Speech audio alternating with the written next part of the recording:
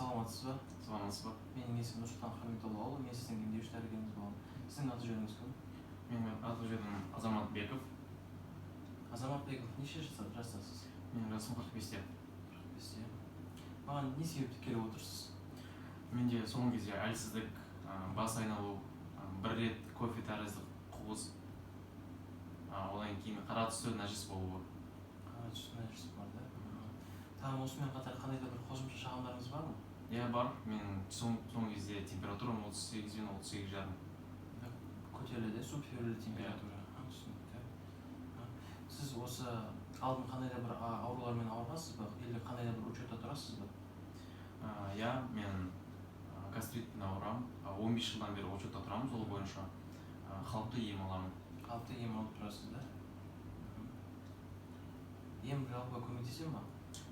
Ем жоқ көмектеспейді. Көмектеспейді, да? Осы қазіргі жағдайыңыз қалай сіздің? Шыны керек, соңғы 3 күннен бері менде әлсіздік, іш аймағым қатты ауырады. Жүрегім айниды, кекіру және нәжісім қара түсті болып келе жатыр. Қара түсті. Сіз осы қандай тамақ жейсіз жалпы?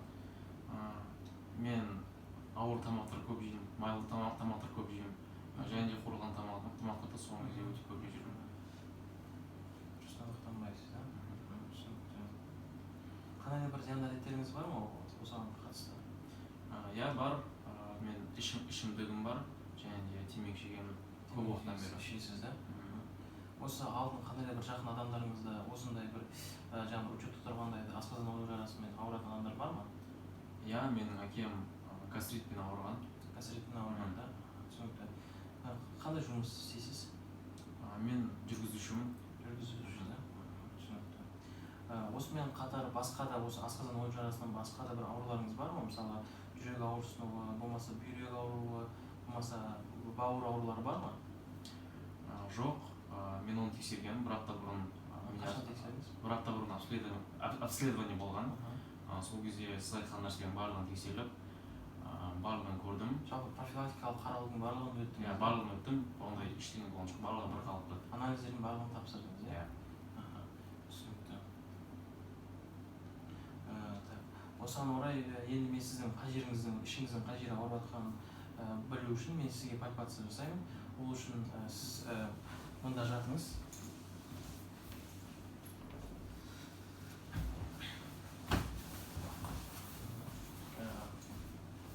Аяғыңызды өзіңізге кішкене көтеріңіз.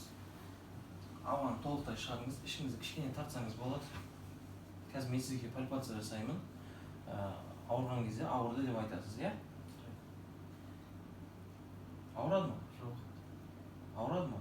Жоқ. Ауырады ма? Жоқ. Ауырады ма? Иә. Осы жеріңіз ауырады, иә? Түсінікті. Мына жағыңыз ауырады ма? Жоқ. Ауырады ма осы жағыңыз? Жоқ. Мына жағыңыз ауырады ма? Жоқ. Түсінікті. Жарайды, қайталап отырыңыз.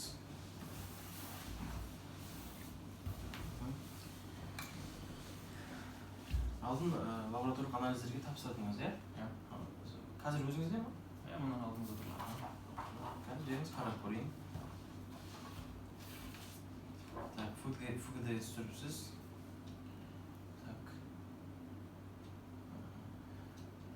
Мен асқазаныңызда жарадан қан кетуді көріп тұрмын бұл жерде.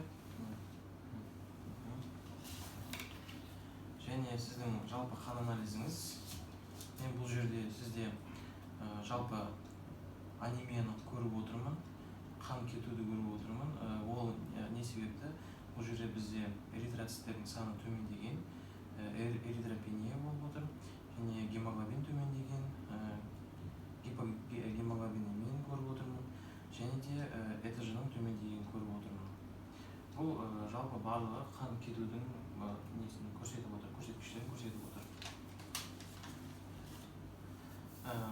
Осыған орай мен сіздің жалпы шағымдарыңызды көріп, то есть естіп, осы историяңызды жалпы көріп, осыған байланысты лабораториялық анализдеріңізді көріп, және де осы пальпация жасап, соның көру арқылы мен сізге болжамды асқазан ойық жарасынан қан кету диагнозын қоямын. Сіз еш уайымдамаңыз, барлығы жақсы болады. мен сізге қазір хирургқа жолдама жазып беремін. Сізге барынша тезірек бару қажет болып табылады ол кісіге. Осы айтқан нәрсенің барлығы түсінікті болды ма? Иә, түсінікті, бірақ менің бір сұрағым бар. Сұрақ қоя беріңіз. Шыны керек, мен көп ішемін, ішімдік осы мен ауырып жатқан туындаған проблемаларға әсер ете ме? Иә, ішімдік химиялық, ол да химиялық зат болғаннан кейін ол асқазанға түскен кезде жаңа асқазан ояу жарасын жалпы қоздырады. Соның нәтижесінде ол асқазан ояу жарасына өзінің кері әсерін береді. Жалпы осы Ауыр тамақтар да сол ма? ауыр тамақтар да, иә, ол ауыр тамақтар жеген кезде осы асқазан ояу жарасын ары қарай жалпы асқынуын беруі мүмкін. Сізге барынша осы тамақ жөнінде барынша сұйық тамақтар ішуіңіз қажет болып табылады. Ыстық емес, жылы тамақтар ішуіңіз болып табылады. Көбінесе жидкость ішу керек, көп су ішу керек болып табылады. Және де осы хирургқа барған кезде ол өзі жаңағыдай сізге не жеу керек, не жемеу керек екенін барлығын түсіндіріп айтып өтеді. Барлығы түсінікті болды ма? Иә, барлығы түсінікті. Жарайды, онда сау болыңыз. Кез келген уақытта келіп сұрастырсаңыз болады. Сау болыңыз. Сау болыңыз.